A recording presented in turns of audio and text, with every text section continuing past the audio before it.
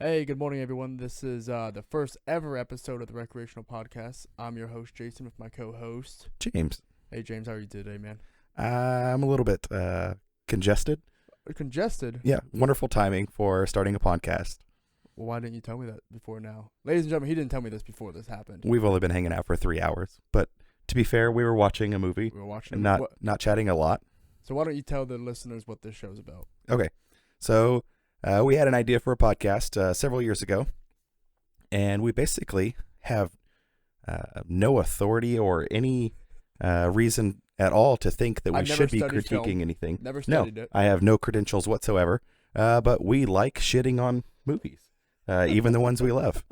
Especially the ones we love. Right. And the ones I hate. Yeah, I think it's Overrated. possible to both critique something and love something at the same time. I have a child.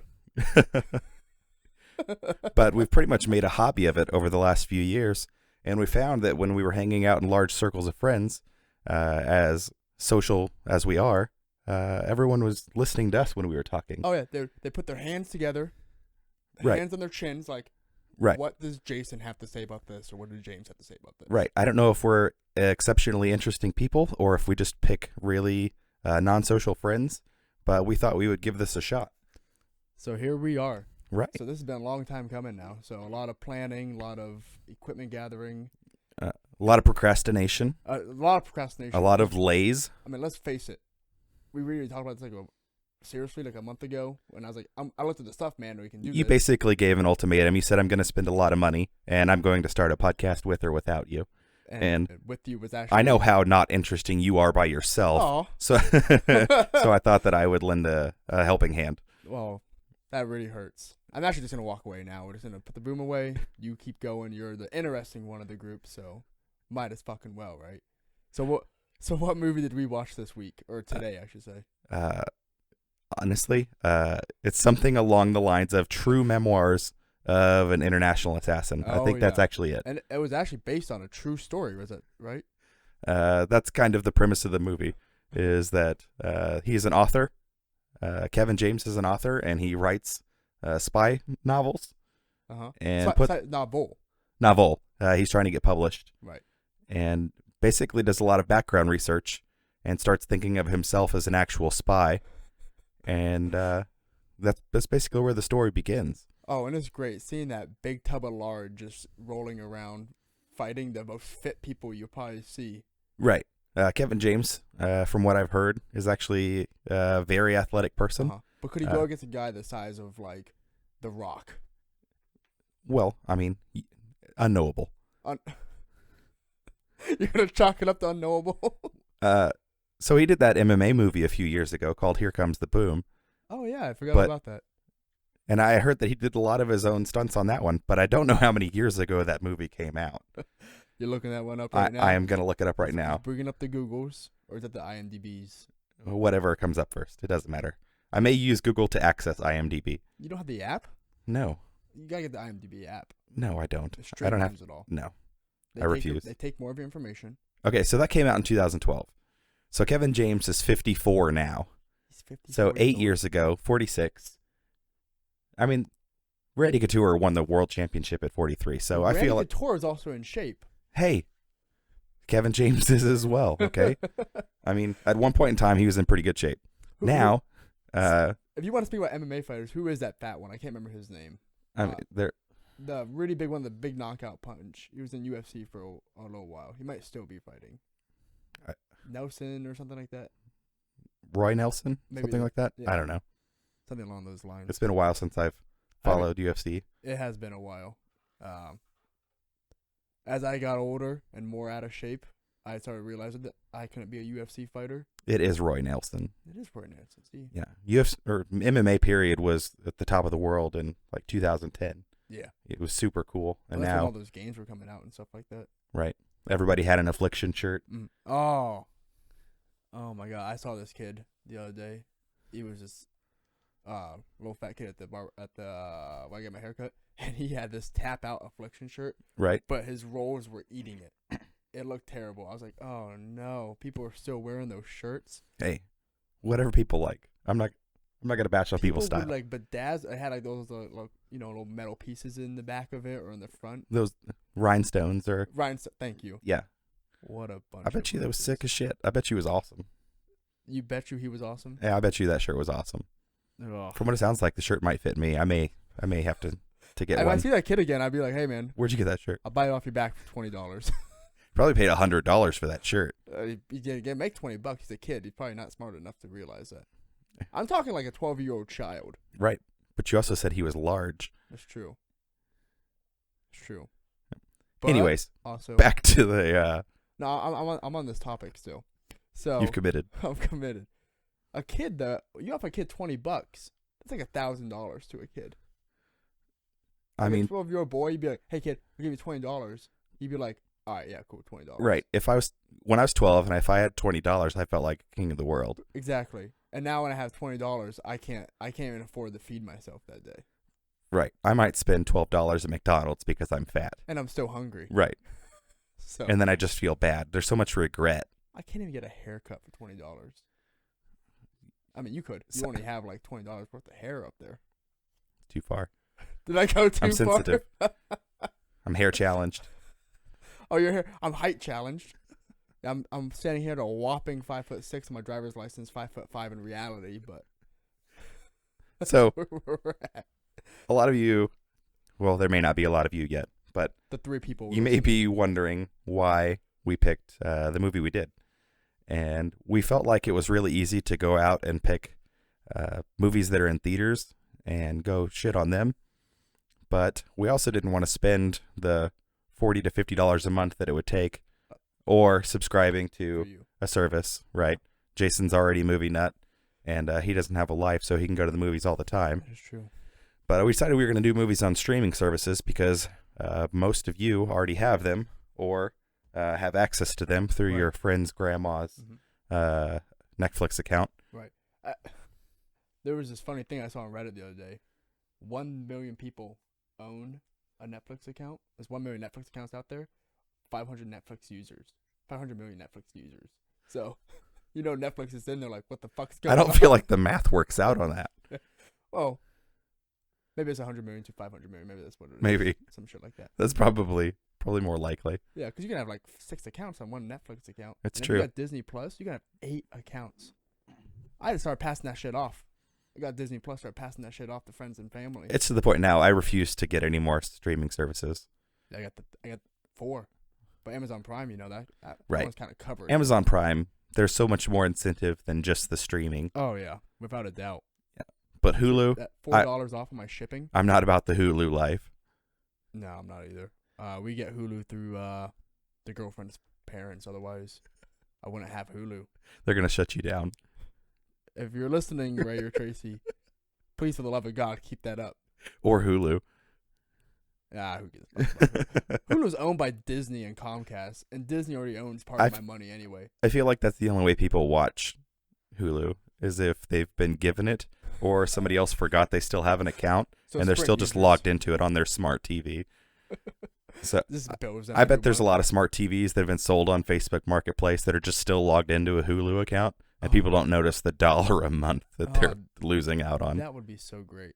Also, you have a smart TV. I do. Do you use it as a smart TV? No, I have a Chromecast exactly. because I like processing power, and that USB has more processing power than my entire smart TV. We got into this debate a couple of years ago with someone. I did at least, and they were like, "Oh, I gotta get a smart TV." I'm like, "Why? I got Fire Stick or Chromecast. Turn any TV into that." Right. And they said, "But a smart TV already has the apps on them, but they're usually restricted whatever the company allows for apps." So I have the Sony one right here. Hulu can't go on this. That's fantastic. Only like Netflix, YouTube, and Amazon. I also don't want to wait 6 minutes for Netflix to boot up. Oh yeah, yeah. And then the sound gets desync because whatever reason. Have you never had a desync sound on your audio with Chromecast? No. I've had it on the Fire Stick. Yeah, I've never had it on Chromecast. I've had it on my smart TV. Maybe we need to jump over to the Chromecast game. It's a nice $30 investment or whatever it costs now. Yeah, well, me and Naomi, we run into issues that, like, we're watching the thing, guy's mouth moves, then the audio comes out, like, 2 seconds later. I feel like I'm watching a foreign film. Right. And where's the subtitles? Yeah, well, I'm always Joey from Friends. Yeah. Problem is, whenever subtitles don't sync up with a movie, that really starts to bother me, I can't fucking I have to turn it off, start over. It's because you don't read good. I don't read good. Fuck you, man. That's why I read comic books. That's true. Just need to look at funny little, nice little pictures At your own pace. at my own pace. I actually had them read the comic books to me while I look at the pictures and clap my hands. Who gets comic book audiobooks? Remember, I used to read my comic books off of Amazon Fire, my Kindle Fire, the original ones, black and white. James here, what a good lad, couldn't stand the fact I was doing that. He went and gave me his old Kindle. Yes. It was the original Kindle Fire. Yeah, so it had the color picture and everything. And you were like, man, I can't stand you reading them on that black and white thing. Here you go. I still have that Kindle. Good for you. I still use it every now and then, but like you said, I don't read. I think that's been 7 years ago, so the thing's probably got, it's slow. you know. It moves really slow, but it works. Yeah, it does. And I don't read enough to invest money into another. It's got the color machine. pictures. Yeah, it's got color. Look, it got color. When you turn it off, it beams down to the little white light in the middle, like those old boom TVs. Or the tube TVs. Yeah. Boom or tube. Yeah, it's got to warm up for a while before the picture can come through. Oh man, what a time to be alive. It's true. All right, so memoirs of an international assassin. True memoirs. All right, true memoirs. Quotation marks around that. We'll get back to that here in a minute. So what was the plot of that movie, James? If you were going to try to summarize it, Uh-huh. like, what do you think the IMDb description is for this movie? So, fat loser. No, come on. Come on. Give it a solid effort. Okay. So, author, what's his name? Sam? Yes. Sam Larson. He, played by Kevin James, writes a book about a fictional character, international spy, but he has an issue writing the book, right? So he goes to one of his buddies, this old guy in a pool hall, who tells him this crazy CIA Did story. you say pool hall or poo hole? Yes. Pool hall. Yeah. Thanks, man. For those who don't know, I have a speech impediment, so he likes to get on me about that kind of stuff. Just wanted to clarify for any potential listeners. Yes. So he goes to see his buddy, and his buddy tells him this crazy CIA story about a guy called the Ghost. Killed a Venezuelan general back in 1988, and he went off the grid, right? And he's like, hey, I feel like you're retelling the entire movie and not giving a summary. Oh, fuck. Sam Larson writes a fictional book about a spy, has issues, gets advice from an old friend, then writes another book, or a reversion of his original book, then takes off it, and he is then kidnapped by some Venezuelans, believing him to be the true assassin in that book that he wrote. Have you ever read an IMDb description? No. I just watched the movie myself. That's what the hard part about it is. It's usually one run-on sentence Oh, fuck. that tries to capture the spirit of the movie. Okay, let me hear the run-on sentence. All right. From IMDb, after a publisher changes a writer's debut novel about a deadly assassin from fiction to nonfiction, the author finds himself thrust into the world of his lead character and must take on the role of his character for his own survival. See, that's why I failed Comp 1 5 times. Hey. I can't write stuff like that. I write better stuff. I feel like this description makes it sound like an exciting movie. Oh, yeah. Without a doubt. And would you say this movie was exciting at all? I don't know if exciting is the right word. So we found this movie on, I think it was Insider put out a list of the 50 worst movies on streaming services. Or maybe it was specifically Netflix. Yeah. And this was number 3. Turns out that third worst? the Adam Sandler Friends Circle has an astounding amount of movies on this list. Oh, you talking about... Right, Chris David Rock, Spade. You know why? Before you go on, they're terrible. I don't think they're good. And I think they coast by alone, that group of 5 or 6, whoever they are now. Right.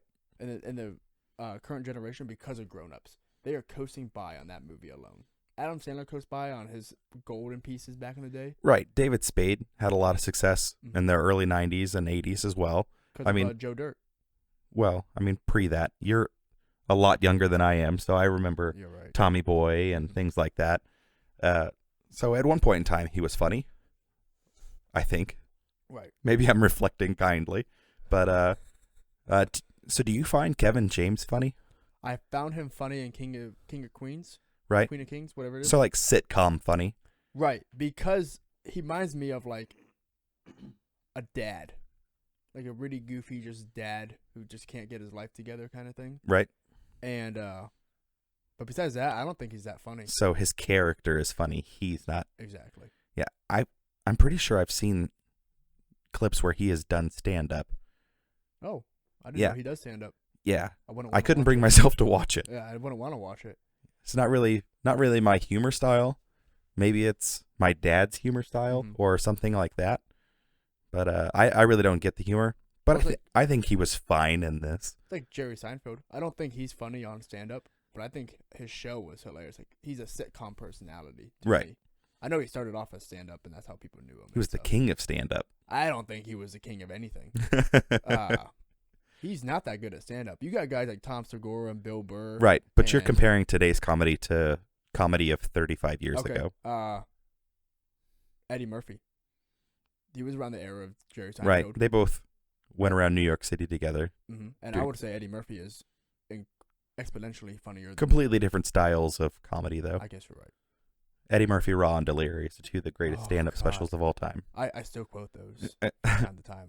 I love those two stand-ups. Richard Pryor, So good stand-up.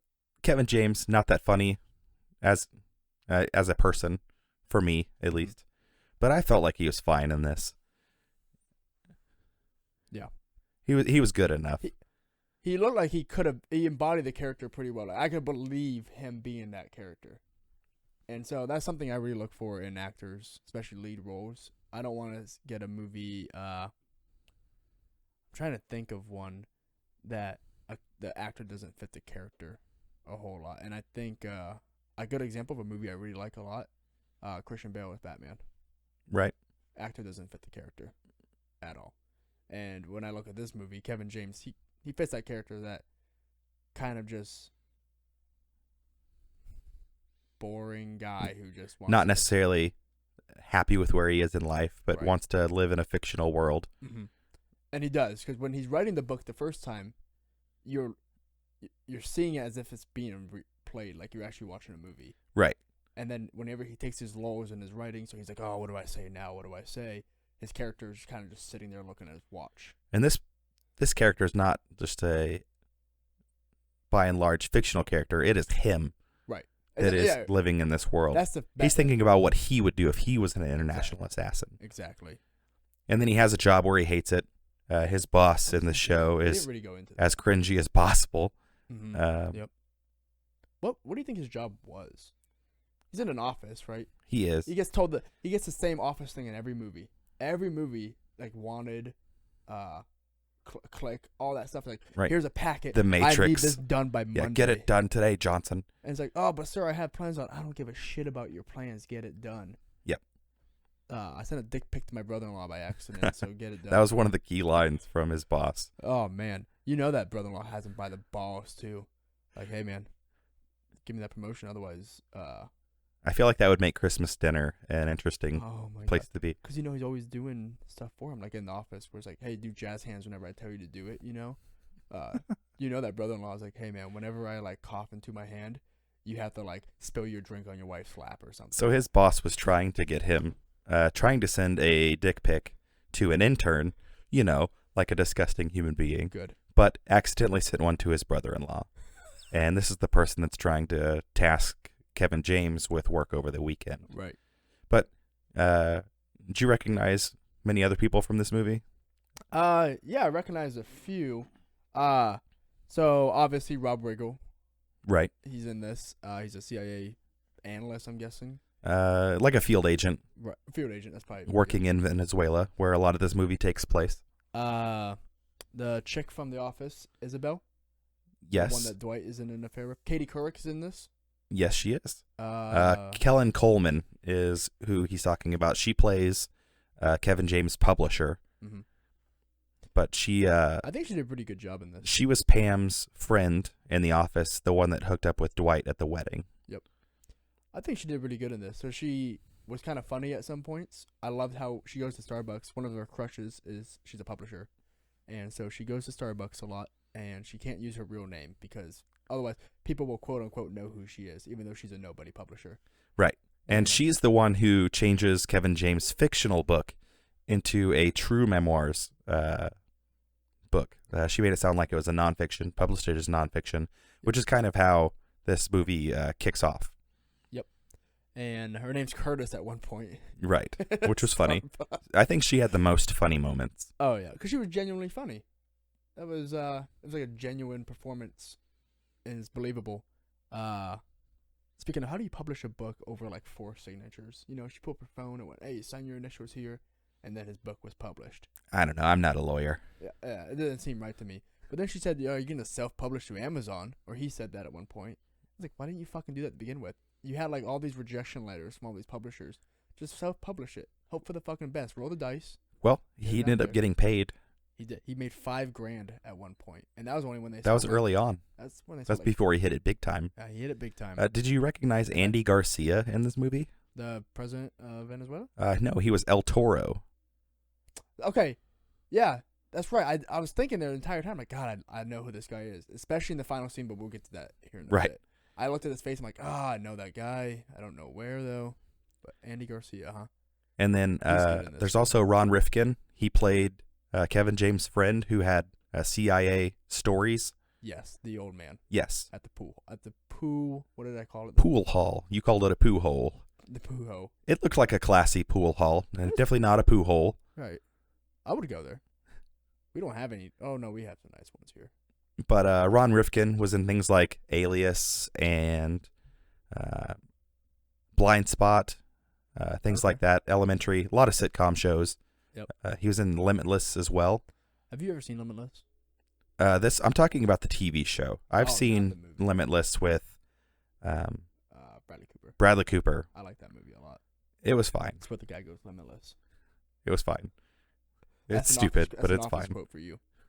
Okay. I didn't pick up on it. I'm You sorry. did it? I haven't watched The Office as many times as you have. 22 times easily. I've seen it twice. I actually watched an episode. Yeah. Before you got here, so I'm always into the It is timeless. Yep. It's always going to be funny. And then the last one is Kim Coates. He played the president, Miguel Mike Cueto. I thought for a second they were gonna make a reference to who's the president, Maduro. Right. I was like, oh god, it's gonna be one of those movies like The Interview, where they obviously shit on real life people. Right. That generally doesn't go well. Spoiler alert for those who haven't seen the new Jack Ryan season. That takes place in Venezuela as well. 2 episodes in. Yeah. But spoiler, I deserve it. Let me hear it. No, I wasn't going to give any spoilers, but it takes place in Venezuela as well, Mhm. and they change a lot of names. So they That's do change generally names what in they that do. one? Okay. Yeah, they take a place that's under crisis, and then they just change the names. Yeah, 'cause you don't want to get sued by a country in crisis. Yeah, I don't think that most of the time I don't think you have to worry about it too much, but they don't want to be too on the nose. Yeah. But Kim Coates, he was the coach in Goon. Mhm. He was in Battlefield Earth as well. Okay. Assault on Precinct 13, Okay. and then a couple other things. Have you ever seen Assault on Precinct 13? I have. I think that one's a pretty good film. It was good. Came out in 2005. Yeah. That's- for the time. That's staggering. Mm-hmm. Also, this reminds me how old I'm getting. We're getting there. Yeah.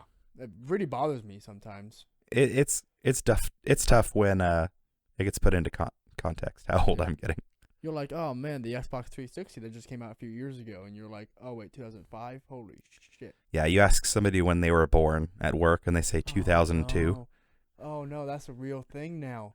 It is. We have people. Oh, that just really starts to bother me. Yep. It's nerve wracking. Speaking of work, we're not gonna go into our job very much, but I went to Village Inn the other day Okay. with work buddies, and the cook quit on site. We walked in, 19 people walked in, cook quit on site. He said, "Fuck this," grabbed his coat, walked out. Waitress had to cook our breakfast for us. How I crazy feel like is that? that's a real possibility. Anytime you go into a breakfast place, like I know Village Inn is the classy Denny's, Mm-hmm. but I feel like it's a real possibility. If there were betting odds, I would bet on the cook quitting. That's crazy, isn't it? It's fantastic. I've never quit a job like that. You know, not giving it my 2 weeks or anything like that. Right. Or advance notice. I couldn't fathom, like, what do you do as a manager? You know, you sit there, your one cook just walked out, and you're like, oh, I don't know how to make an egg We're from the Benedict. Midwest, though. You can go make $9 an hour anywhere. I think Target is starting people at $13 an hour. Now they are, yeah. Yeah. So That's true.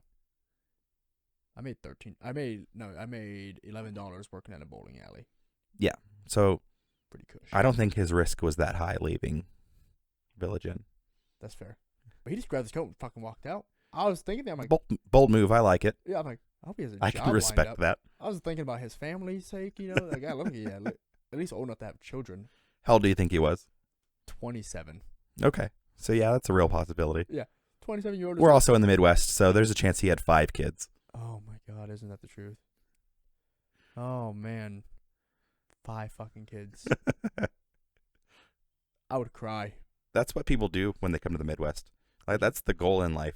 I think when you come from the East or the West Coast, you have all these desires and dreams, and you want to build something for yourself. There's a real like drive to move forward. I think people come to the Midwest just to procreate and buy a big absurd house. Speaking of that, I have a big absurd house and 3 kids. You do? So, I do. I have a small, humble home with 1 kid. Right. How much do you think this movie costs?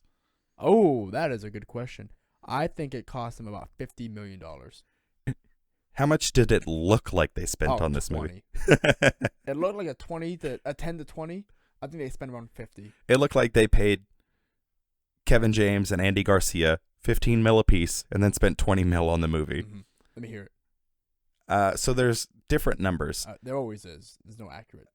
So Wikipedia says they spent $5 million on this movie, which if they spent that, this was an exceptional movie. Yeah. IMDb's estimate on how much they spent was $40 million. Okay. I would go with that one over the Wikipedia which is still not that bad. Mm-hmm. But if you think about like how much people spend on other movies that were wildly better, right? It's wild. So IMDb I usually go to for a movie, or boxofficemojo.com. That's a good one. Because IMDb will do some research into that stuff. So IMDb tries to be as accurate as possible and try to get verification on a lot of their numbers they throw out. But $5 million, there's no way they only spent $5 million on this. Or was it 4? 4 or 5?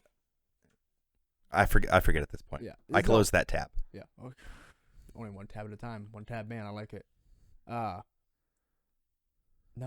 there's no way. Kevin James alone is getting $5 million for this movie.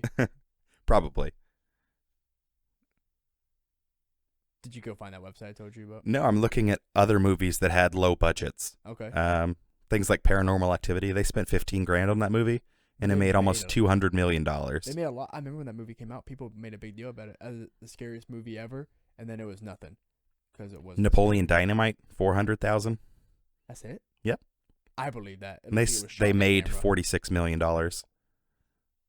Rocky, that was only $1 million, but adjusted for inflation, it's probably quite a bit more than that. Right. Saw, they spent $1.2 million on that one. Okay. You can tell by the camera work on that one. Right. Shaky cam galore. Hey, I'm not judging anybody. My like Big Fat Greek Wedding, they spent $5 million, made $368 million. What a turd of a movie, by the way. Oh yeah. But people love it. Yeah. I don't know why they love it, but they love it. And I'll end with this one, The Purge. They spent $3 million and made $89 million. But there's quite a bit of special effects in this movie. And some hold up, and some do not. How about this? Very opening. He's writing his book for the first time. Right. Helicopter crash. How do you think of that special effect? Oh, it wasn't the worst I've ever seen. Right, but it was laughable. It was. Mm-hmm. It definitely takes you out of the movie. I was like, ooh, ah. Bad special effects will take you out of a movie. That is for sure. So, the first act of this movie is basically him struggling as an author and trying to write this international assassin book. Mm-hmm. What was his? Oh, his spy name was Mason. Mason something. Yeah, but Mason sounds like a spy name from the 80s. Oh, yeah. I think there's even a Steven Seagal movie where his name was Mason Storm. Okay. Yeah, so I mean, that's kind of what I think. I haven't watched every Steven Seagal movie because once you watch one of them, you kind of seen them all. I'm going to use the word good. I probably shouldn't, but there are good Steven Seagal movies. Under Siege. Okay. That was fantastic. One. Yeah. Okay, maybe there's one good Steven Seagal movie. I'm sitting here thinking, I hate Steven Seagal. Like that one time you're like, oh, this fat guy with a ponytail, he's pretty much a badass. He hasn't always been that guy, though. He was never a really fit guy. At least when he started making movies. He was always kind of an overweight action star. I liked Under Siege. We'll end it there. We'll end it there. I like him now. I think he's like Putin's bodyguard now. That'd be pretty badass being Putin's bodyguard. No, I'm serious. You really think so? No, he's in Russia. I thought he was like a cop in Louisiana.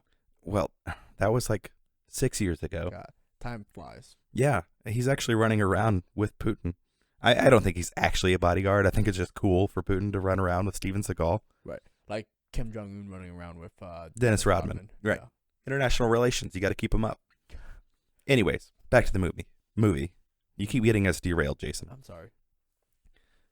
So first act, he's a struggling author writing this book. His name's Mason in the book, and he's got a friend who says he was a CIA analyst, or he was a CIA analyst. And he tells him about an assassin named the Ghost, and he pulled off this assassination in Venezuela. And they crashed a helicopter, but somehow he survived. That was the original question. His body was never found. Right. They never found his body. Yep. But the original question from Kevin James was, how do you survive a helicopter crash? Has anybody ever done it? So a CIA buddy tells him that it's better to jump out of a helicopter rather than crash it. And so that's what he throws in his book. But he also tells him that this guy who did it that he knew was named the Ghost. He says, don't tell anybody about this. It's between you and me. Of course, Kevin James runs home and signs the book, You Can Call Me the Ghost. Yep. And then publisher publishes it as nonfiction, and it starts selling wildly because it's written as an assassin's memoir. So a lot of people are getting their hands on this book, and he gets an interview with Katie Couric. And she's asking him hard questions, and Kevin James' cop-out is that he has to go pee. Like, he tells people all the time, it's like, I got to use the bathroom. That's got to be used like 17 times in this movie. Right, it's just this repeating theme that he's got to go pee. But I like it. I actually like that theme that he kept doing that. It's pulled off pretty good in the end. Yeah, I mean, he even does it in Spanish at some point. Sir, bathroom? Yeah, El baño, por favor. But, so he leaves the Katie Couric interview, catches a cab. What I liked is that his microphone was still hooked up, and you got to hear him leaving the entire building, doors opening and shutting, and then eventually him hailing a cab, all while Katie Couric is basically narrating what's happening in her earpiece. So that part was a nice touch. But how good has that wireless signal have to be for him to be all the way outside that building? Right. I stepped too far away from my computer, and my Bluetooth headset disconnects for days. Oh, yeah. It is a pain to get set back up, and I guess they just have better technology. We are from the Midwest. Yeah. I'm not Katie Couric either. Right. She's probably got a good budget. Yeah. I mean, she's paid by... she played Katie Couric in this movie, but she was pretty good. Yeah. I mean, it's not... But it's hard she was not just to her. play yourself. Right. So he goes, and he catches a cab home, walks into his apartment, where he has all kinds of pictures tacked up on the wall, a lot like Spider-Man. Yes. The Amazing Spider-Man 2. Spider-Man, yep. They did not play that song, though, for those who remember it. Yeah. Oh, what a shit show of a movie. Do you remember what song they played when he was doing his investigative analysis? No, I don't remember. When he was going full Batman? Uh-huh. I don't remember the name of the song. I'll look it up. It's not important right now. Right. But he gets kidnapped. And when he wakes up, he is in Venezuela. So how do you feel about the pacing of the first part of this movie? It's terrible. I felt like out of all the sections of the movie, this part was the best paced. Best paced. Well, I thought the whole writing aspect of it all took way too long. But once he gets kidnapped, you're right. It just goes full. So, like, it speeds up a whole lot, then it slows down. Then it speeds up, and then it slows down. And then there's a bunch of lulls in the movie that don't make any sense to why those lulls are there. Yeah. I think you have a good point, though, about the first part. You mean up until the point he's abducted? Right. Okay, yeah. It's a pretty consistent story up to that point. Yes. It's done pretty well, I thought. If this was a movie just about a guy writing a book and lying about it, right? So think like he's writing a book about being an assassin, and then let's say he's outed. Okay. He's not a true assassin, never worked for CIA, State Department, whatever. Would you like a movie like that? A guy dealing with something along those lines and maybe being chastised by the public or how his perception is, and you find at the very end he is actually an assassin or some kind? I feel like it would have made a better movie, but I think that it would have lost everyone. Because no action. Right. Yeah. So it's one of those movies what you watch for the story. Right. So therefore, normies and casuals wouldn't like it. You know you laugh. Yeah. You know I'm right. The second act is super slow. He's like, no, I'm totally an assassin. And I know one person is going to be listening to this because she told me she will. I went to a movie with them once upon a time in Hollywood. Lack of action. Oscar-winning movie. Yes. But guess what? Oh my god, that movie was so fucking boring. Well, because you're a fucking normie, and that's why it's boring. Because you don't know good film if it bit you on the fucking ass. I haven't seen Once Upon a Time in Hollywood. You should watch it. If you like story-driven movies, especially like story-driven Tarantino movies, you'll like it. I'm not a big Tarantino fan. You're a fucking monster. I know. Philip Phillips' Gone, Gone, Gone That's right. was the name of that song. That's right. I would sing it normally, but today's not the day. We can set that up. I can set up the studio in here for you to sing. The acoustics are just wrong. I can put up the sound. So, he wakes up in Venezuela. That is where all the characters come into play. The first part is very normal, introducing minimal characters. Mm-hmm. It's pretty straightforward. Yep. Then the second act is where we get a grasp of all of they call them the kings of Caracas. Caracas, yep. Right. He wakes up and he's met by rebel forces, including one who he knows off the bat, by the way. He Right. looks at them, an author. He's pretty savvy. He's done a lot of research. But did he do research into the Venezuelan crisis? Well, I mean, the last part of his book was about assassinating the Venezuelan general. You're right. But all the research that shows, like, his weaponry and, like, tactics used by spies and stuff like that and fighters. And then this guy tells him about the ghost, right? His CIA buddy. Right. And then instantly, he writes that into his book. His superpower, if you will, is the fact that he's researched all this stuff. Batman style. Right. Okay. He went in prepared. He's got his utility belt. The power of preparation. Yes. So he immediately recognizes that he is in Venezuela and even recognizes the troops and knows that they are the rebel forces. Yep. And what was the rebel leader's name? El Toro. El Toro. So we meet Andy Garcia as El Toro. What did you think of him? Oh, such good. Right. Such good. Such good. Much good. Good. But he was the best part of this movie for me. Best acting, believable performances, especially at the end. I mean, right. We get there later about his twist, but you knew it was gonna happen. It was believable. I hate to rewind. Can we talk about the opening sequence of this movie real quick? All right. So this movie was directed by the same person who directed Kick-Ass 2. Okay. So I like those movies. Yes, they were pretty good. Jeff Wadlow. Yes, that's right. Yep. So Jeff Wadlow directed this movie, and the actual fight sequences weren't bad. Mm-hmm. They had Kevin James doing some unrealistic stuff, and I hate to keep harping on that, but Kevin James is 54 now. He shoots the guy in the foot, and I'll get back to that later. He does. But it was very John Wick in the beginning of this. Yes. He was just tearing through bad guys because he's having an imaginary fight so that he can write his book. Right. I'm a badass. Right. But a lot of the action, it felt like was very Kick-Ass 2-esque and very John Wick-ish. Yes. But we fast forward back to the Andy Garcia as El Toro. So basically, El Toro wants Kevin James because he thinks that he is the ghost. It was written as nonfiction, and he's bought in. Oh, he's totally bought in. He absolutely he put believes all that his chips in. that 325-pound Kevin James is An assassin from the 80s. Yes, an assassin from the 80s, which, the math works out. He's 54, so it's believable. Slightly. Right. His second in command is not sold on the fact. Oh, no. He knows. Juan. Yes, Juan. Juan knows what's up from the very beginning. But El Toro wants this renowned assassin, the Ghost, to kill the president of Venezuela so that they can have their revolution. He knows that his forces can't get close, so he wants Kevin James to do it because he is this renowned assassin. and they know the ghost in Venezuela. Yep. He's assassinated a general in the 80s. Mm-hmm. So they task him with doing this, and he basically says that he needs to go do some research, some recon, so he can figure out how to do it. And he's sweating bullets the entire time. I don't know if it's the Venezuela heat or if he's just... He's really bought into the character, I think. I think that was pretty good acting on that part.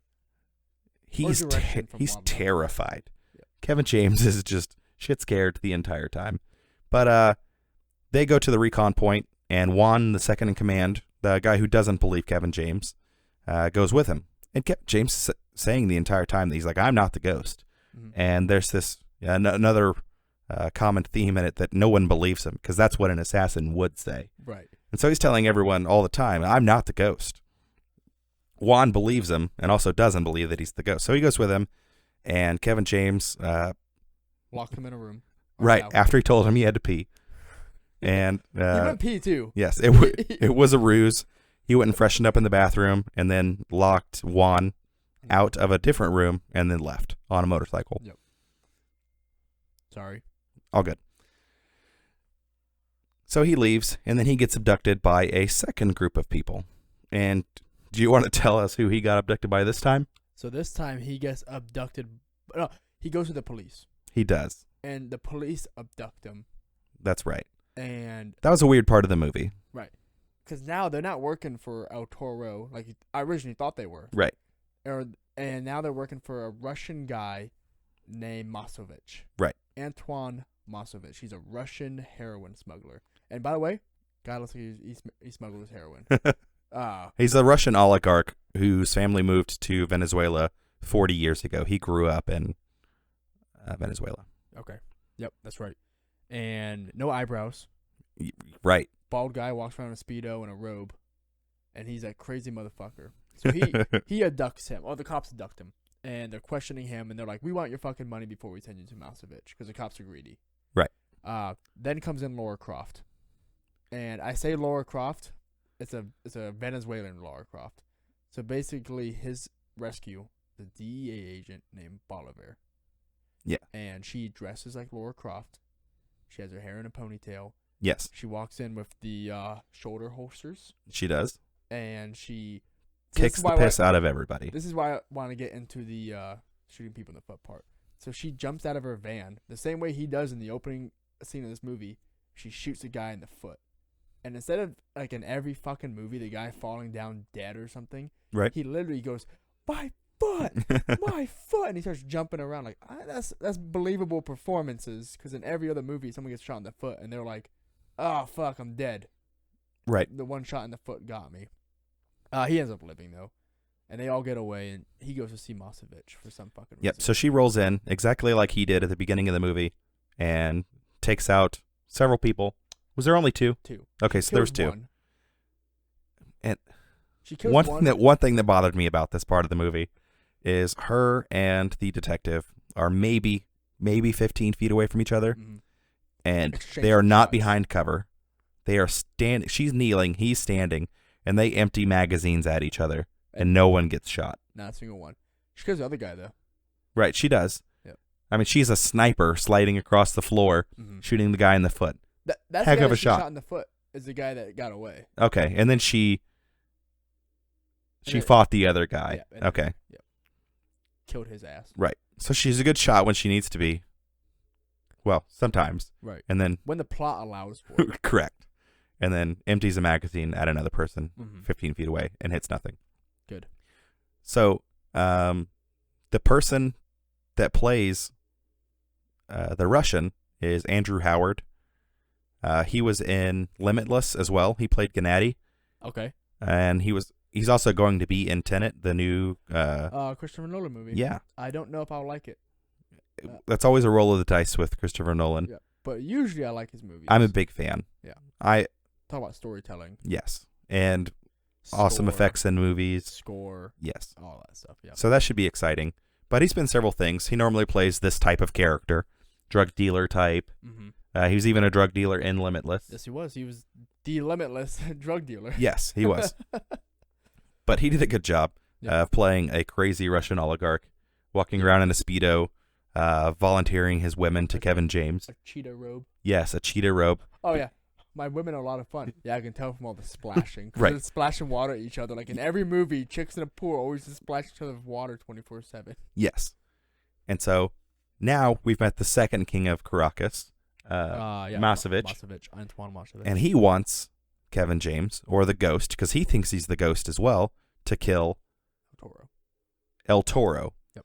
Because Masovich has been supporting the president of Venezuela. Because the president is letting him get away with everything. Yes, and also the president will do whatever he wants him to do. Mm-hmm. So he can keep his drug trade going while having the president as a puppet. Right. So Kevin James ends up setting up a deal where he says he'll kill the president, and so he gets let go by Masovich and Masovich's people. Yep. Then he gets abducted for a third time. This time by the army. Yes. By General Ruiz's men. Yes. Because in the background, the CIA has been talking to all these different kings of Caracas, basically trying to get Kevin James killed. Does. Yeah. Well, in every movie. They're trying to get Kevin James killed because right now Venezuela is stable enough. They just want to keep whatever is happening. Yes. So he's kind of throwing a wrench in everything. One of them, Rob Riggle, does not believe that Kevin James is the Ghost. Is it they want to keep things stable the way they are? Yes. Or is it because they put Cueto, the president, there? Because when you see their interaction, he's like, come on, man. We know you grew up in San Diego. Right. And so that kind of tells me the CIA put him in charge.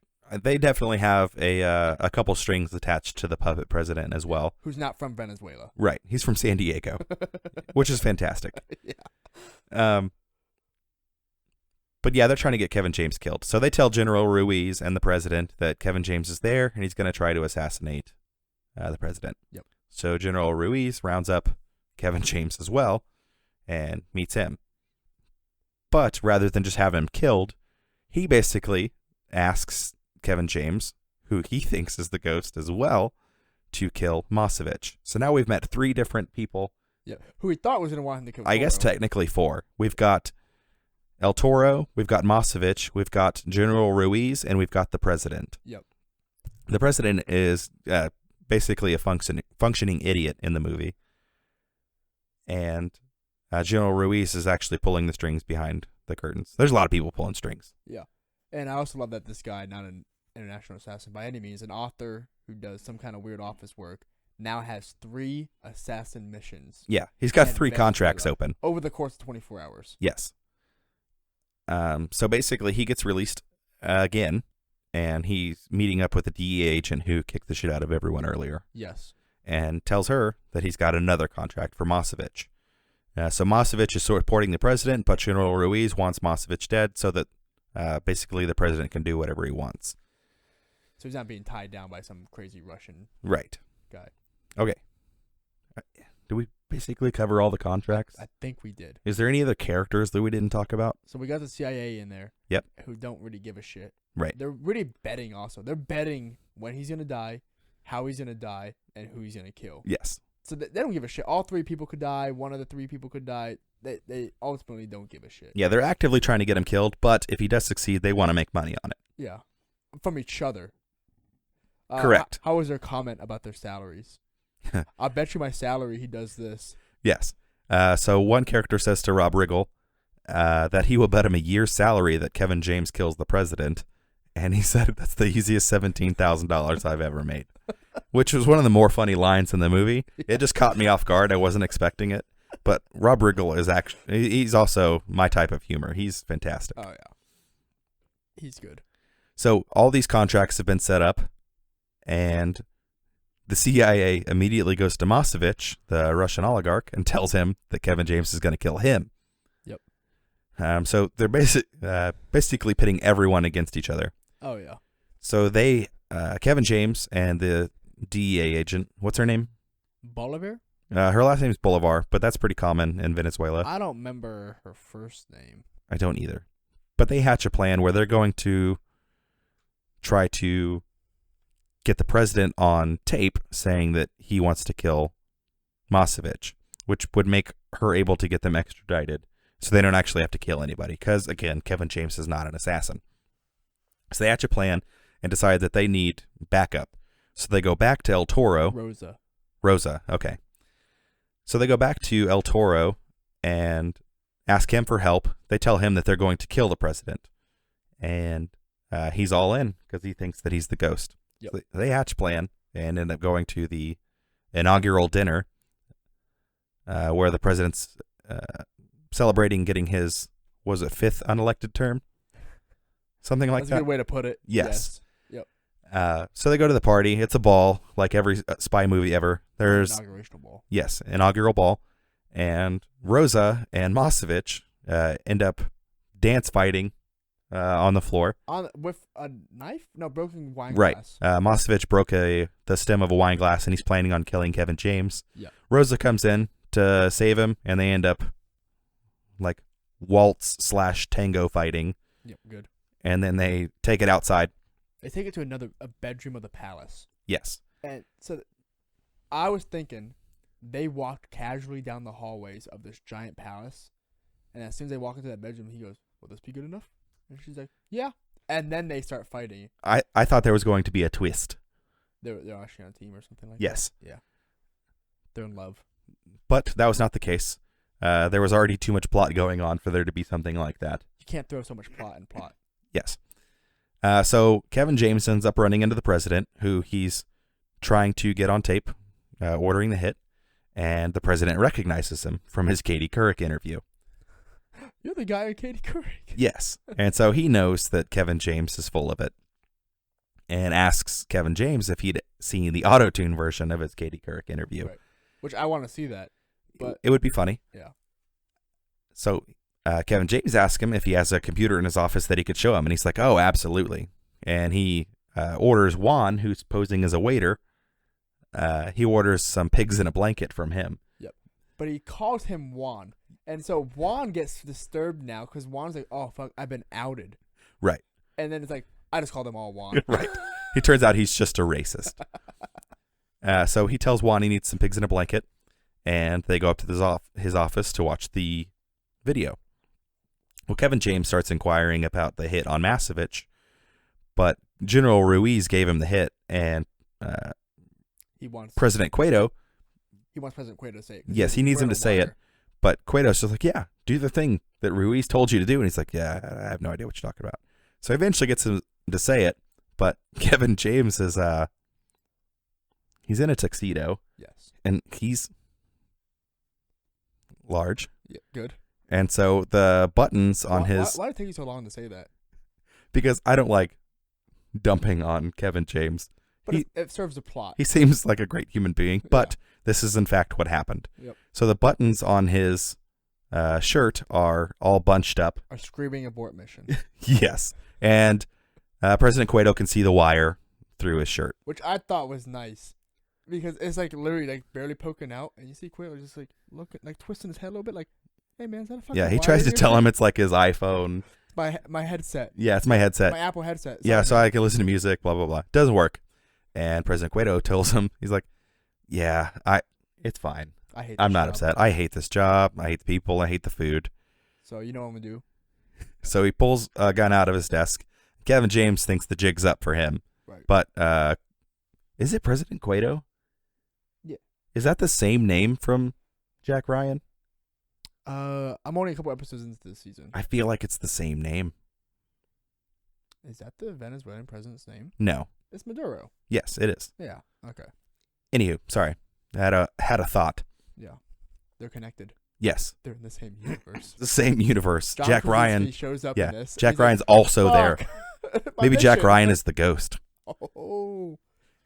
Sequel. Yes. So the president commits suicide rather than shooting Kevin James. Yep. And then in flies Mosevich. Thank you.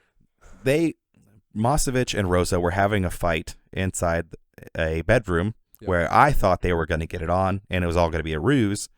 But turns out they were just going to go ahead and keep on dance fighting. Uh-huh. Well, they weren't dancing anymore now. Now they're just trying to kill each other. Right. Mirrors, glass. In the weirdest ways. Yeah. Yeah. It wasn't people actually trying to kill each other. So It was weird. Yes. So they jumped out of a second-story window. Survive. I mean, it's only 20 feet down. Well, it's a palace second-story window. I have, in fact, fallen from 20 feet up. Uh-huh. They don't land good, though. Yeah. I fell face first on a mat. It was a 16-inch mat. I was there for that. Boy, did you bounce. Like a baby. So they fall out of a second-story window, and they're out on the lawn. And I don't know if the movie forgot that they were on the second story, or if all of a sudden we're on the first floor. But usually, presidential offices aren't on the first floor. But I made that comment during the movie. I'm like, wow, they... So what we're getting at is the president commits suicide, and then in from the window comes Mosevich and Rosa. Mm-hmm. They come flying in through the window, which seems like it would be on the second or third story. Right. I don't know that for a fact, and it may be an unfair critique, but it was weird. It was definitely one of those things that you've noticed. Yes. So in comes Mosevich and Rosa, and also General Ruiz comes in the door, and he shoots Mosevich quite a few times. So he got what he wanted. He got Mosevich killed, but the president committed suicide as well. Mm-hmm. So the one CIA agent did, in fact, lose $17,000. Pay up. Yes. So now Kevin James or Sam, I should call him Sam, gets arrested along with Rosa, and they're getting taken in the back of a vehicle. Good.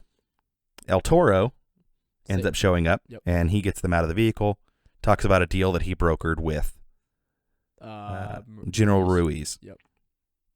He tells Kevin James, he's like, I always knew you were the ghost. Raul. No, it's not Raul, is it? Raul. Juan. Jesus. Jesus. That's what you should have said.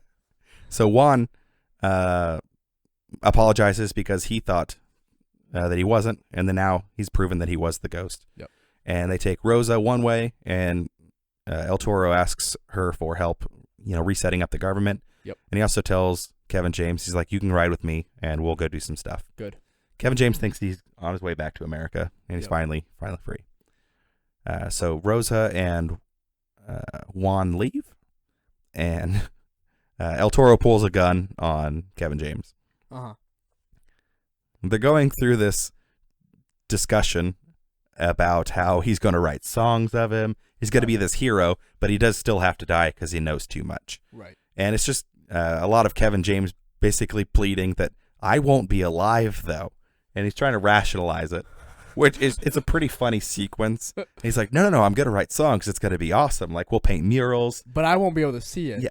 But, you'll be a hero. You're going to live forever. We forgot to mention he got shot in the shoulder before this. Okay. Let's go back to that, because that was a big part of our discussion during the movie. Yes, it was.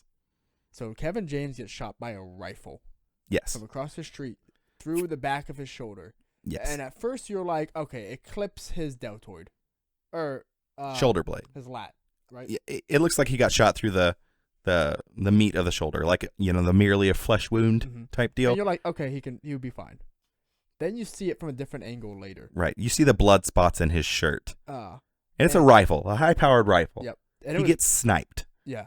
And he got shot through like 2 inches left of his spine, all the way through his lungs, his shoulder blade, and out by his arm. Right. And he's fine. Best case scenario, his shoulder blade is done. But he's still running around like no big deal. That's a year of physical therapy at least. Right. So we're devastating wound. But they survive. He also does a really cool thing in that clip. So they're being chased by the detectives earlier that were trying to take him to Mosevich. So he gets shot, and as they're trying to escape, he takes and he breaks a pipe underneath the sink to where the room floods. Just a little bit. Just a little bit. But then he takes a lamp, breaks the light, and sets it inside there to where he can electrocute him, and it actually works. It was a pretty cool moment. Yeah. Very ghost moment. Yeah, because he is the ghost. Yes. Maybe. What? So back to El Toro, basically telling him he's going to be a hero. CIA agents show up, Rob Riggle and his partner. basically say, like, hey, we talked to General Ruiz. You can't kill him. Mm-hmm. And so El Toro's like, okay, fine. I really want to kill him, though. Right. And then Rob Riggle tells El Toro, like, this guy is not the ghost. He's full of it. Yep. And it destroys El Toro. Mm-hmm. He's like, I was going to write beautiful songs. And he's just so bothered by the fact that he wasn't actually the ghost. He wanted a record label. Maybe.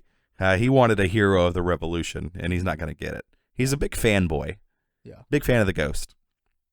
So he's leaving with the CIA agents. They put him in an airport and tell him he's got 20 minutes to leave the country and never come back. Mm-hmm. He decides that he's going to channel his inner ghost, and through all his research and training that he's done, he disarms the 2 CIA agents and leaves because he thought if they were going to kill him, they may be killing Rosa at the same time. Exactly.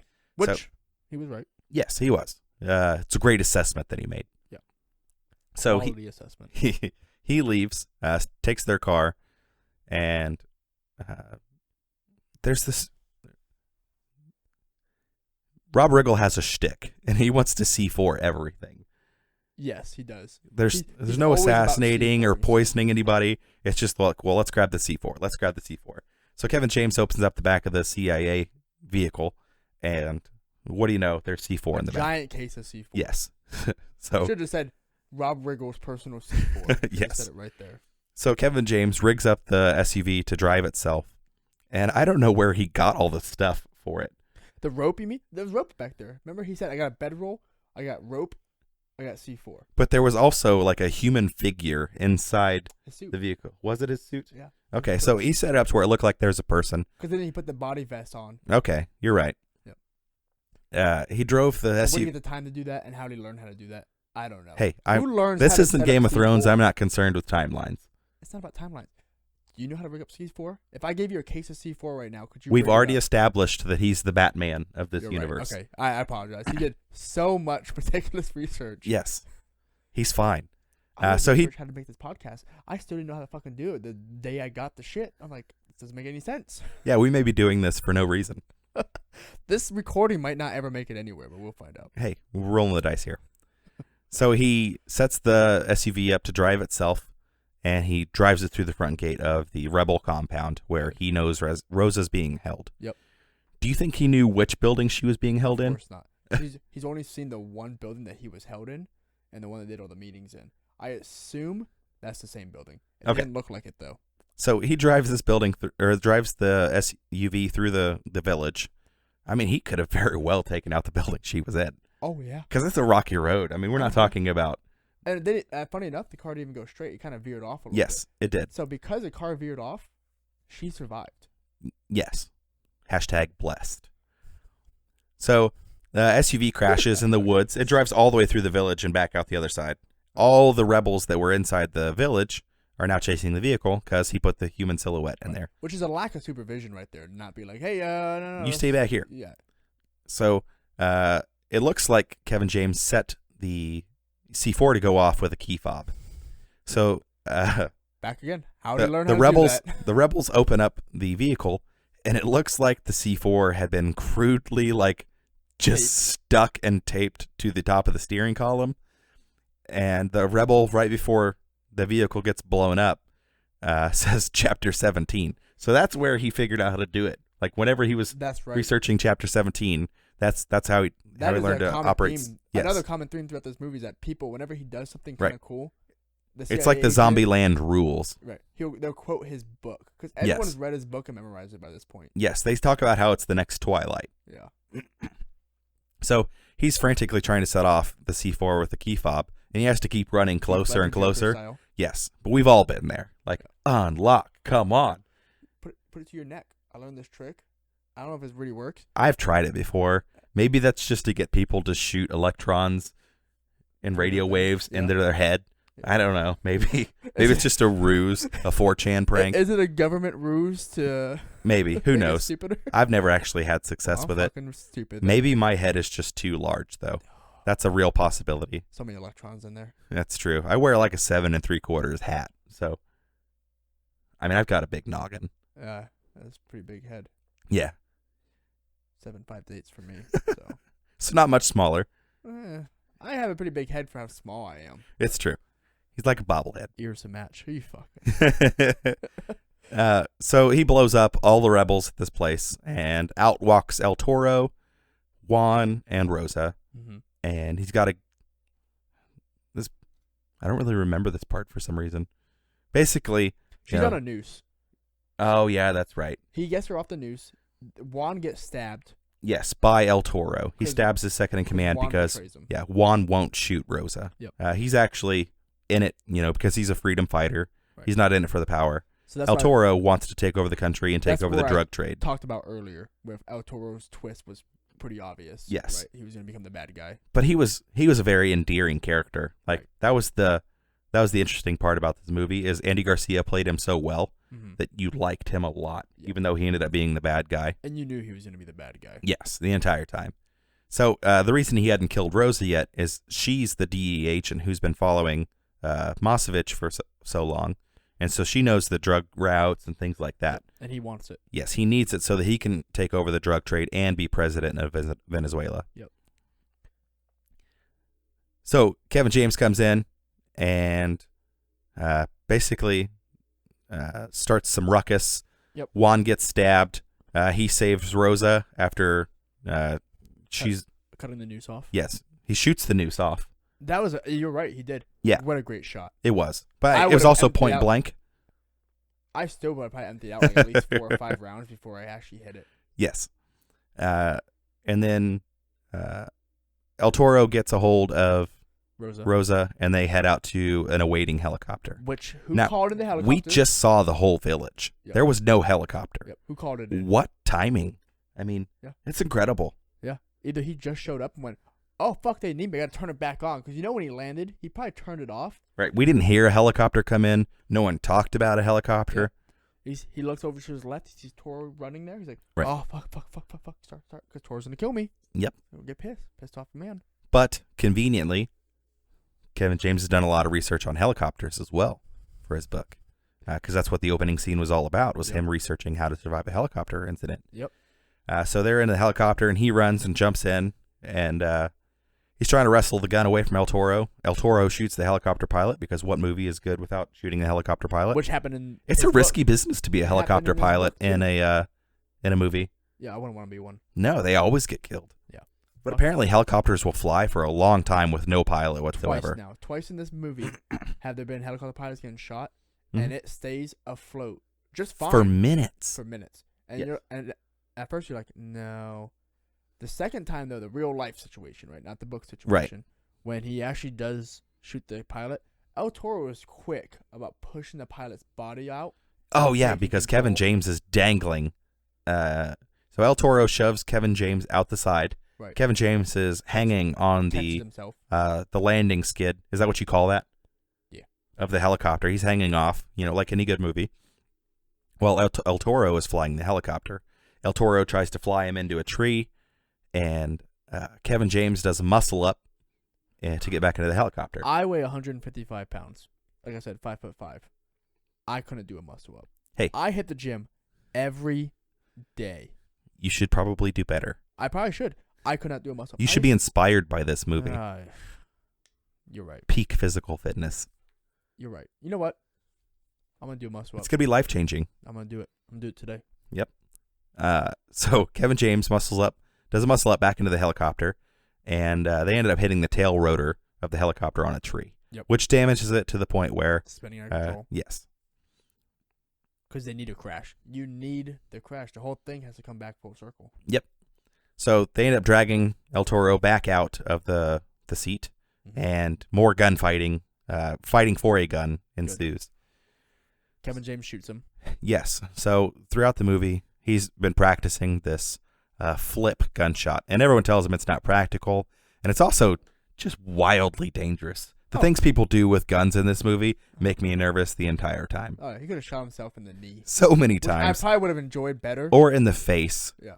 I would have enjoyed a shot to his own foot and then shooting Toro after the fact. I don't recommend flipping loaded guns. It's probably not a good idea. Should I go grab my gun real quick? They bounce off the ground if you don't catch them, and things happen. Oh, yeah. I mean, I've heard stories. Yeah, sounds terrible. But it's just generally not a good practice. Mhm. But he's perfected it. Right. So the gun ends up flipping through the air, and Kevin James catches it and shoots him twice in the chest, El Toro. And at this moment, El Toro realizes he was the ghost. that Kevin James was the ghost because he did this cool move. And so El Toro dies happy because he was friends with the ghost, even though he tried to kill him. Mhm. It was out of necessity. What could he do? Yep. So Kevin James doesn't know how to fly a helicopter. No, not at all. And they decide that they have to either crash it or make a jump for it. Mm-hmm. And going back to his old friend from the beginning, said it's always better to jump outside. Yep. And so they do that, and it's dense canopy cover over the Venezuelan jungle. Yep. You don't see any water. No, nothing. that They part. just have to risk it and jump.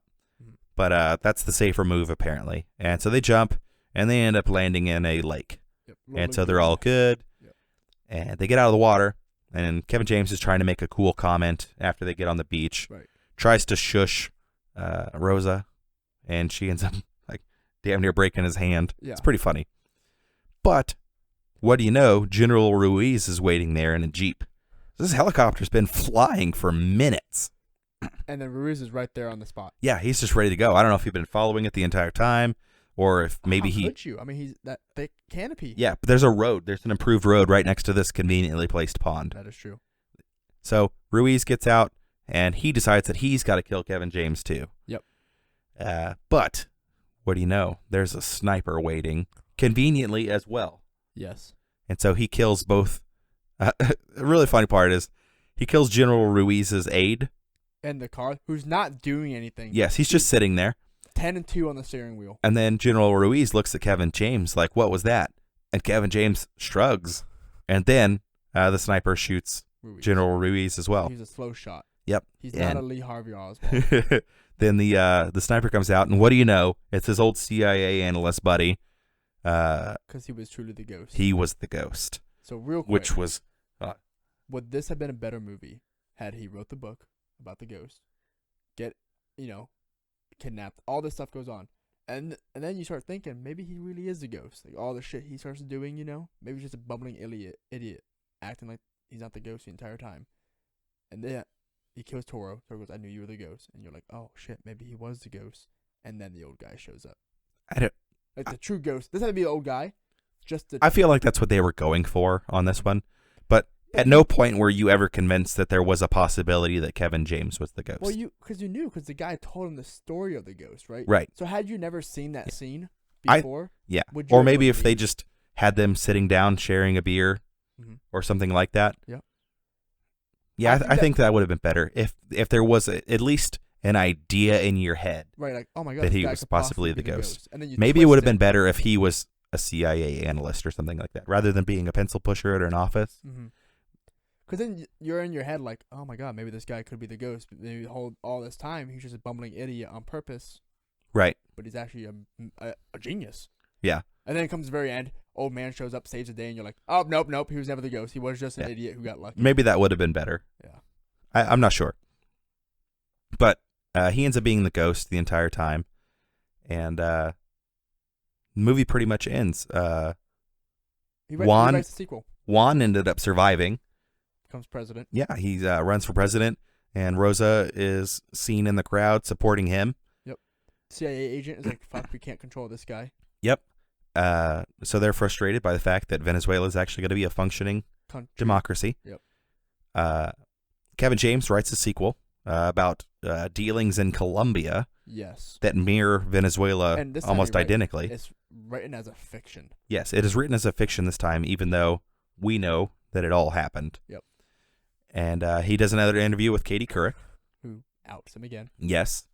And the movie pretty much ends. Yeah, she goes, well, kind of weird you wrote this as a fiction. He's like, oh, it's a fiction. Yeah. She's like, it mirrors a lot of stuff in Venezuela. And then he freaks out, as he always does. But then he brings it together. He does. The movie ends, brings it together. Yep. And It totally didn't happen. And then kind of winks. it would have been even better, a little sparkle in his Yep. eye happened or something. Yeah. Uh, That would have been a level of cheese that I wouldn't have been okay with. I do have to give the movie credit, because that's pretty much it. It wraps up, and then the credits roll. Yes. I do have to give the movie credit for not having Rosa and Kevin James hook up. up. I was more glad it was Juan and Rosa. Yes, because that was the feeling you get at the end when she's looking at him in the crowd. Right, she's in love. Yes, I'm so happy that they didn't do that, because it's one of the number one things I can't stand in movies is the chick. Yes, the James Bond chick kind of thing. James Bond makes it work, but right. every other movie tries to replicate that, and it doesn't work. I don't like when 50-plus-year-old actors who maybe, as going to be unfair, aren't necessarily attractive, right? But they're getting a hot chick. Yes, a hot chick. It happens in every movie. Yes. I'm so glad that didn't happen, so right. Kudos to the movie Clint for that. Eastwood in Gran Torino gets a hot chick. Yes. And you're like, what? He's 80. Yeah. His dick don't work, man. Too far. It don't? You know but it don't. I'm glad the movie didn't do that. Yeah. Makes me pretty happy. Mm-hmm. Yeah. Do you feel like this was the third worst movie on Netflix? No. I don't either. So I don't know who made that list. I don't quite like it so far, based on this 1 out of 1 I've watched. Is it a good movie? No. Is it like?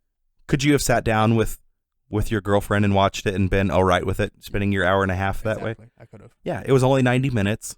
It was a decent watch. The second act, there's a lot of characters that got introduced, and it's really slow. But at no point was I lost or anything like that. Right. It was enjoyable. Way too many plots. Yeah. I will say from a movie perspective, I like we said it earlier in this podcast, we have no experience in this. We shouldn't be talking about this kind of stuff. No. We will. Way too many plots. Yeah, I'm willing to put my opinion anywhere that Justice League, Batman v Superman style, too many plots going on at once. Yes. And it wasn't confusing. It just made the second act last a long time. Yeah. You have 5 different plots in this movie. Yes. Everybody wants to murder everybody, and then the third act, everybody wants to murder Kevin James, and it was too much. Yep. The one thing that I would have cut out was the detectives that he went to. And the apartment scene with Rosa. Right. If you would have done that, if you would have got rid of the detectives, that all would have been fine. Right. Oh, by the way, not only did he get shot in the left shoulder blade, but he got stabbed with a K-bar. They're specific about it being a K-bar in the movie, through the right shoulder. So he did that muscle up with a deep stab wound on his right shoulder. 2 minutes ago. Yes. Fresh. Yep. And then having a gunshot wound to his left shoulder. Yep. That is incredible. Yeah. Rambo needs to take lessons from this guy. He needs to buck up. Oh, yeah. Oh, man. What a fucking badass. The problem is this movie we talk about this a lot with other movies. Right. It takes itself too seriously. And I don't feel like this one did. I felt like it took... It wasn't over the top. It wasn't. It wasn't out there to get any awards. They made an entertaining movie to be put on Netflix. It doesn't feel like they spent a ton of money on it. I mean, they try to make it too realistic. Have you ever even seen this movie advertised? No. I'd never even movies aren't advertised. I'd never even heard of it until we looked at that 50 worst movies on Netflix. The problem is Netflix doesn't advertise their stuff very well. Right. Unless it's Stranger Things. They just want you to endlessly scroll until you find something. something. If they really want you to watch it, they'll put it on the front page. But I feel like movies or properties pay for that front page because it's never any good. Yeah. Like, front page thing. I heard a pretty funny joke that the number one thing watched on Netflix was the home screen where you could scroll for 40 minutes and then decide you don't actually want to watch anything. And then turn it off. Yes. Yeah. What are we going to watch next week? Do we have any ideas? We don't. We actually never even talked about it. And are we going to go for a good movie or a bad movie? I just want to watch a movie.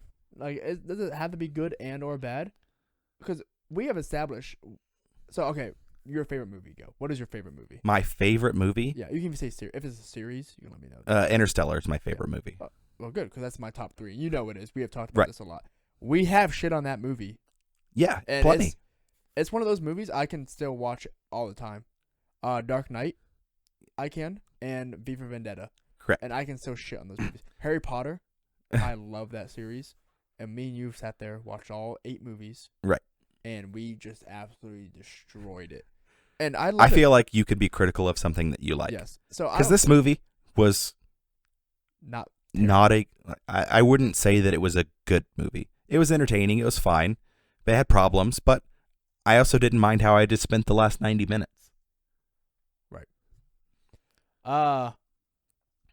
So I pulled up the top 50 best Netflix movie. Mm-hmm. Okay.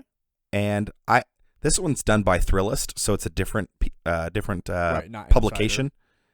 So we did the number 3 bad movie on the Insiders list. On Insiders, but this one's actually it looks like a foreign movie.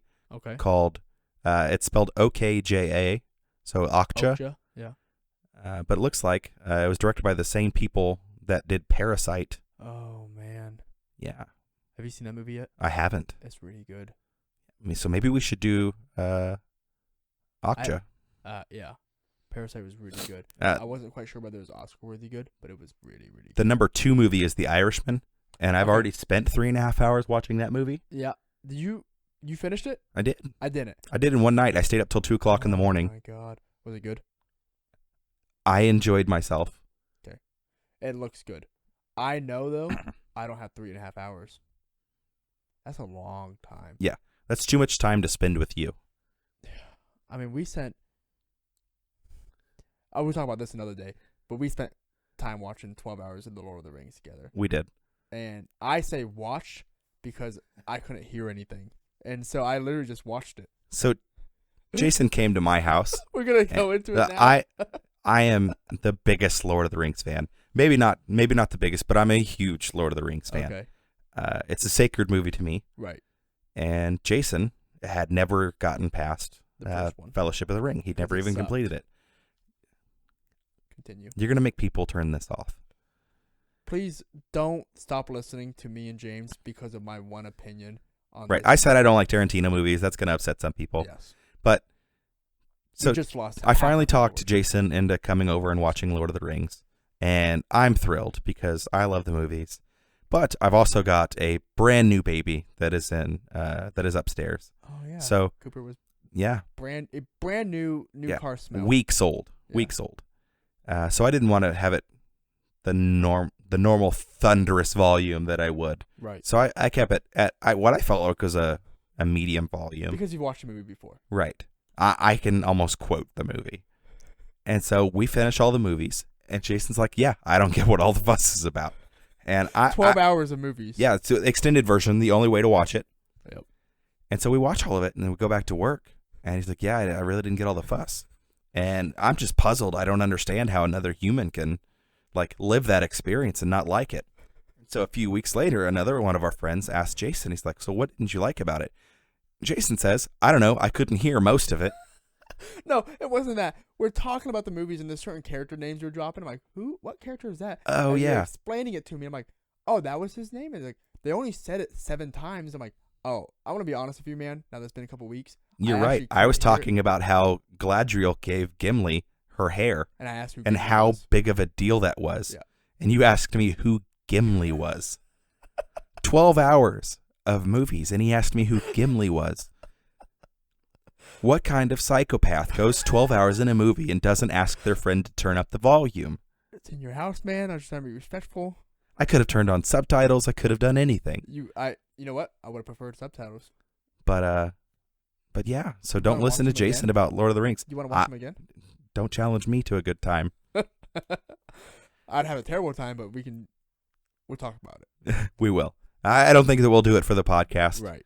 I don't have that much recording time on this laptop. Right. Because the movies are 12 hours, but I could go on for 15 hours. Right.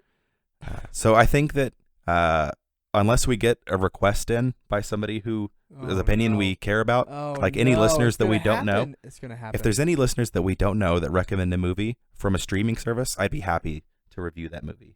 Because I don't want to get stuck on best movie and worst movie, things like that. I want it to be kind of organic. And if there's a new movie that launches, we can do that. And so James brings up a good point. And we have talked about this before. So we have a Twitter.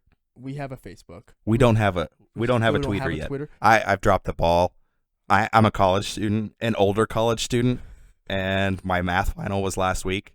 So I haven't made a tweeter. There will be a tweeter by the end of the day. So James' job and this whole podcast thing, aside from being here and providing all his input and insight, was to make the social media pages He did a really good job of our logo. So those of you like it, it was all James. So thank you, James, for that.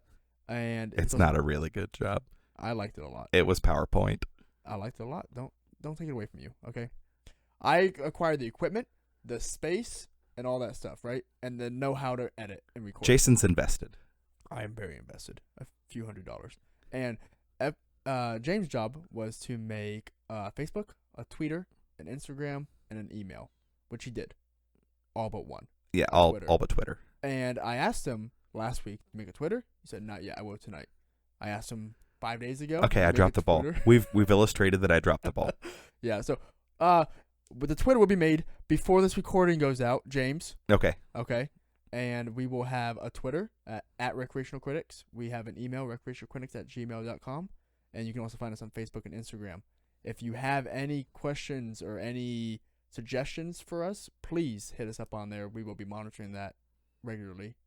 And we will take suggestions and recommendations seriously.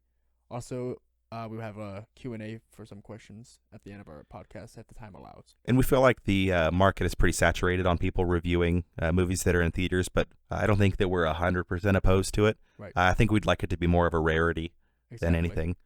So, suggestions will be taken seriously, though. So, without a doubt. I think, though, for today, that'll be it. I think that's all we got. That's an hour 26. Yeah, it's not bad. So, thanks for listening to the banter. Oh, yes. And please come back. We'll be here every week, Sunday mornings. Yeah. And I'm hoping that it'll evolve and get better. If there's things you don't like, we'll take that feedback as well. Oh, critical feedback, please. Yeah. We're shitting on movies. Shit on us. We can handle it. But thanks for listening. Thanks for listening to the banter. And don't forget to follow us on Twitter, Facebook, and Instagram at Recreational Critics and at recreationalcritics@gmail.com. And Twitter soon. Bye, guys. Twitter soon. Bye.